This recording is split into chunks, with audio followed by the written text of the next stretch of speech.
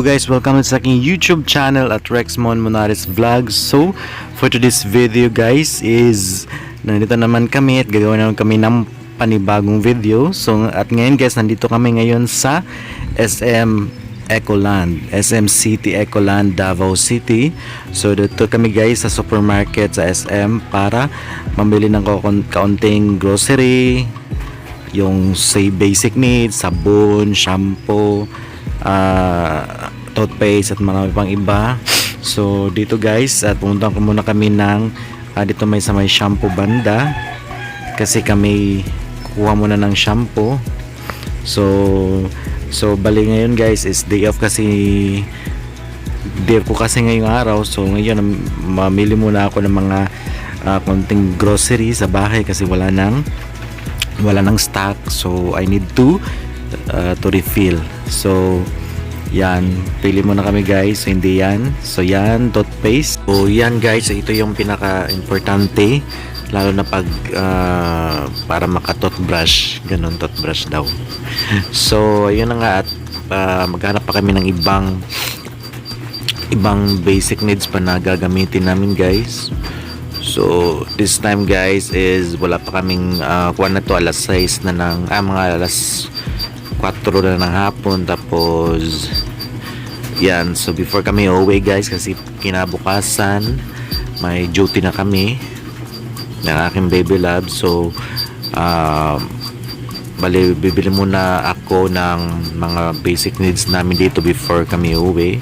Tapos importante ditong Kojic kasi ito yung ginagamit ko guys, itong Kojic. So yan, 3 piraso na siya, tapos 77. So ito yung skincare is life, ganun, skincare. So maganda tong Kojic guys, napakaganda nito sa skin guys. Tapos makakaputi siya, nakakawala ng tagyawat. So kumuha na ako ng isang pack. So 3 piraso na yan guys. Tapos ito yun guys, ito yung part ng sa bibili din namin guys. Pumila ko ng isang sabon para sa family namin. So yung Bioderm, parang Bioderm yung kinuha ko, yung green. So mabango din yung Bioderm na green guys. 2 lang muna. Yan, konti lang yan guys ang binili ko. So kuha na naman ako sa kabila. Tapos shampoo yung pinaka-importante kasi pag walang shampoo, hindi ako comfortable pag walang shampoo guys pag maliligo. So I need to get shampoo. Tapos yan, so minsan din guys kung bumili din ako ng Delata. Yan, so ang kinuha ko lang din yan guys is yung corned beef lang yata yung kinuha ko dyan. Yan, corned beef. So ngayon guys is bali kuan kasi yun, ito guys, pagkabili ko nito is mga Saturday. So medyo maraming tao kasi weekends. Sobrang daming tao. Yan, kumuha ako ng 2 piraso lang na corned beef kasi mahal. So yung grocery ko, yung budget ko sa grocery guys, mga 1.1 or 1.2 yata yung budget ko niyan. So before ako umuwi nito, mag-grocery muna ako para at least mayroon na kaming gagamitin sa bahay. Yun, like shampoo, sabon, toothpaste, kape. Ayan, kumuha ko ng isang kape. So ito, napaka-importante nito guys, kasi lalo na pag, for example sa akin, kasi night shift ako, so I need coffee. Coffee is life para hindi ako antukin pag before ako papasok sa trabaho. So coffee is life talaga, lalo na sa trabaho ko as call center agent. So I need to drink coffee para hindi ako antukin sa trabaho guys. So yan, marami na rin ditong Nescafe na to. So good for ilang araw din yan. Tapos sila din yung sa family ko din kasi umiinom din sila ng kape pag umaga, pag after nila magising pag umaga. Kaya konti lang yan kasi pa hindi pa nga na puno yung yung basket.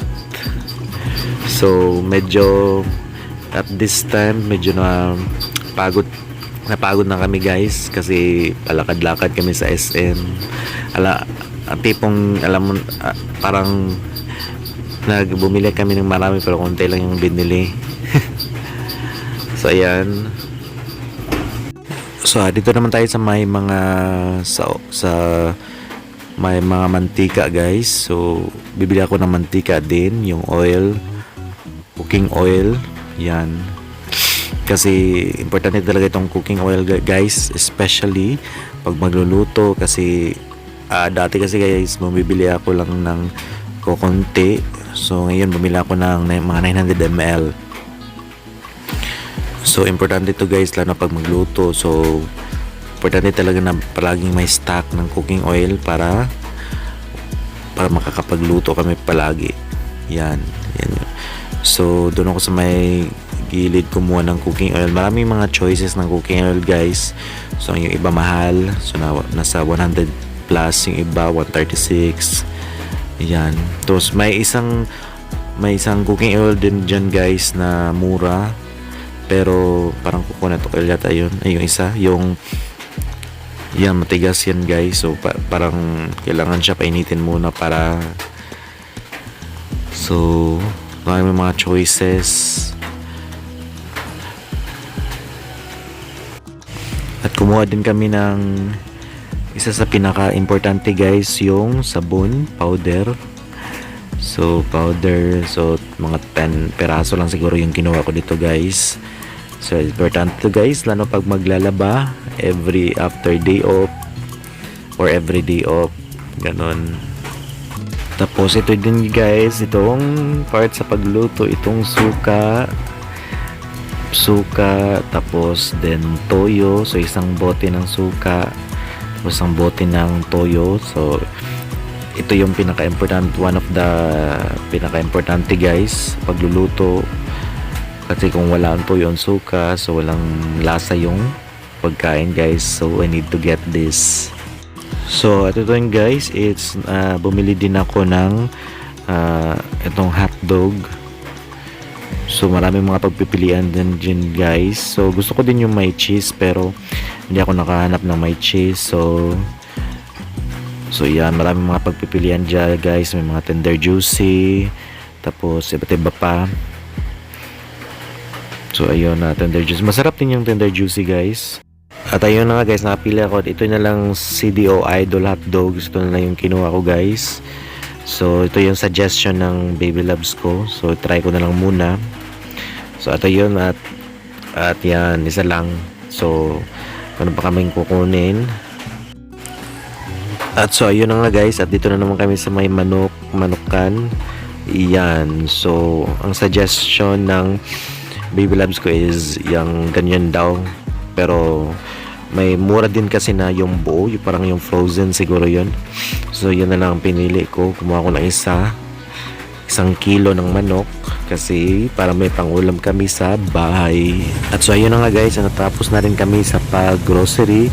So at napagod din si my Baby Loves. Pangiti-ngiti lang yan guys. Napagod din yan sa pag-grocery. So ayun na nga guys, napuno na yung motor namin guys. Ito yung sasakyan namin pa uwi. So at ayun na nga guys, at natapos na rin yung araw na to. So for more videos guys, don't forget to like, share at subscribe sa aking YouTube channel at Rex Samon Monares Vlog. Hanggang sa sunod guys, bye bye, see you on my next vlog. Bye guys.